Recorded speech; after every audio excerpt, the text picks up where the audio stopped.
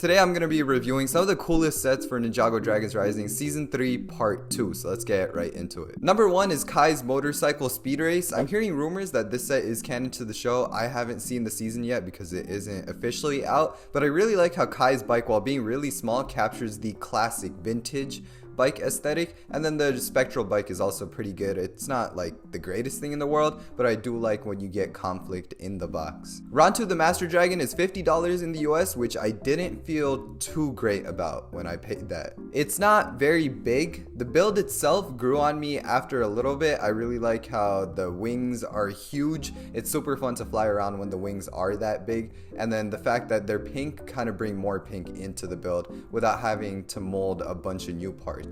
Looking back and forth between pictures, I think this captures Rontu's vibe. Not to the best of Lego's ability, but it still does a lot better than I initially thought. Figures wise, the Wildfire coming without her armor piece is actual rage fuel. The more you think about it, the more you think about why in the world they wouldn't include that, and more on that later on. The other thing is, I don't know why Zark comes in this. I would rather have one of the newer Forbidden 5 members so that they're a little bit more spaced out and easier to collect. Even Drix or Noct would have been better, I think. The side builds also welcome with the whole reveal blade concept. I think I'll like it a lot more after I see the show and see what it's actually about. Rogue's Mech Dragon Rider for $75 in the US. I felt okay paying that. Originally, my complaint was that it's just not very unique. Most of the design on the legs is copied from Jiro, and then the whole head thing is also a concept that's copied from Jiro, with the whole wisps of energy coming out of the mouth. And I also wasn't a huge fan of the pre-bend in the body being just straight 90 degrees. However, in real life, it does feel a lot better when you actually put it together yourself. I think there's a greater appreciation for all these features. A very cool thing about this mech is that the right arm has a cape on it, right? And that means it has less restriction on its articulation than the left arm, which has a bunch of pieces on it, so you can get it in these really cool jousting positions because of this very clever design decision. When you play around with it, it's super fun to maybe have Jay jumping off the dragon and then the dragon catches it midair. Very fun play dynamics, and since there's the pre-bend in the chest, you can have it in this really cool inhaling position I found, where it's just absorbing energy ready to shoot it somewhere. Rox is a big reason a lot of people are going to want this set. However, she really needs a cape. I put one on her for now, but I don't have an extra tattered cape, so it's just so weird why Lego wouldn't do that. So I don't know, I like this. I wish it was a little bit more unique and its own thing, but for what it is, it's pretty awesome. It's our first J vehicle in a while, so maybe it's biased talking. Lloyd's Transforming Jet Mech for $110. We get this really cool Bone Dragon side build, which makes perfect sense for Kerr, because maybe Kerr decayed a dragon and then took it over. So play-wise, I think it adds a lot. This, as well as the Sora Flyer they include, are super fun to swoosh around, and I think we take for granted how fun smaller things are to play with, because like we have the bigger mechs in Ninjago, the bigger dragons, and they're great. They feel grand, a whole other play experience, but when they're smaller,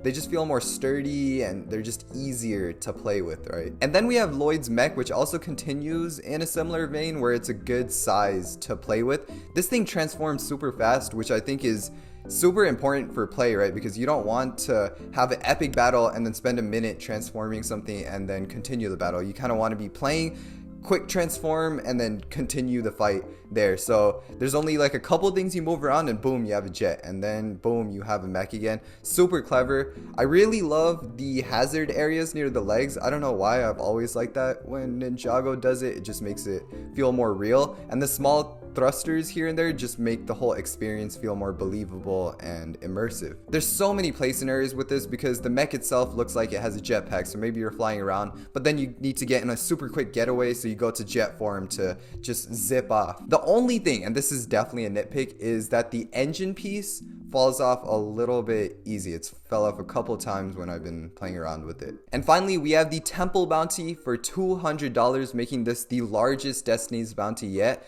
The whole jet opening feature is probably the most satisfying one we've got in a while. It's definitely not the most complex and doesn't even come close to the likes of the final flight of the Destiny's Bounty, which to this day is the greatest bounty function we've ever had. But it's definitely getting there, and it's done in a way where it doesn't take space in the lower hull, so that area is actually used for a couple hammocks and just some room decorations, which I think is pretty cool. I feel the atmosphere in there with the clock and all that. Speaking of rooms, usually with my Destiny's Bounty, I barely use the interiors because you have to just take a bunch of stuff off and then put your characters in.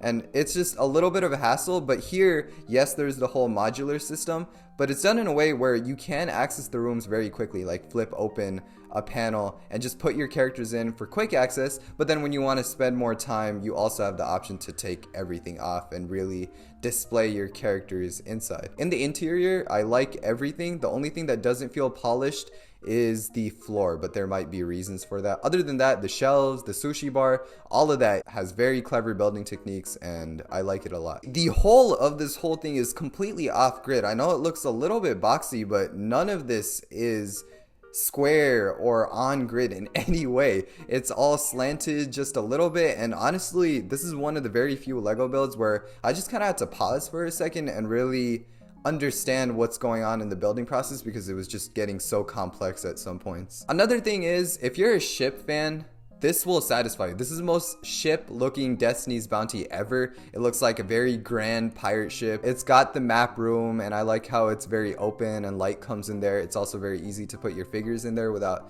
taking anything out. You have a very large deck with a table, maybe to put a map on it. I'm also very grateful for the stand. As someone who hasn't ever bought any 18 plus sets, it's cool to like have a stand for something like this and display it in a way I haven't before. However, the figures, remember how I said we're coming back to Wildfire? She doesn't come with their armor piece in this set either. And don't give me the whole, oh, she might not fit somewhere. Oh my goodness, poor Wildfire, her armor piece is just too chunky. No. The other ninja come with their armor pieces, and those are far more bulkier. And Wildfire's armor piece is literally the smallest armor gets. So don't give me that. I know you're not giving me that. I'm sorry. You're a great viewer. You're supporting my channel. I'm not talking to you. I don't know who I'm talking to. I'm talking to no one. There's a camera here. I'm going crazy. Otherwise, figures, I don't know why Zarked is here again. I think a set of this size, you should be able to buy this and not have to buy any other sets to get the other exclusive figures. So I think Frack should have came in here. Kerr should have definitely came in here. The last thing is, I haven't seen the season yet, but overall the atmosphere for this bounty with the pale blue being used, also very much appreciated. I only have one extremely critical point for this bounty regarding the build, and that is that the puppet dragon on the top, it's a great concept. However, it doesn't connect all the way, which to me is just very odd. I think it would be very easy to fix that design-wise, and I don't know why they didn't connect that because there's just very blatant gaps, and I think it kind of breaks the immersion for me just a little bit. And that is all for all the sets I bought so far. Thank you for watching this review, and as usual, I'll see you in the next one. Bye-bye.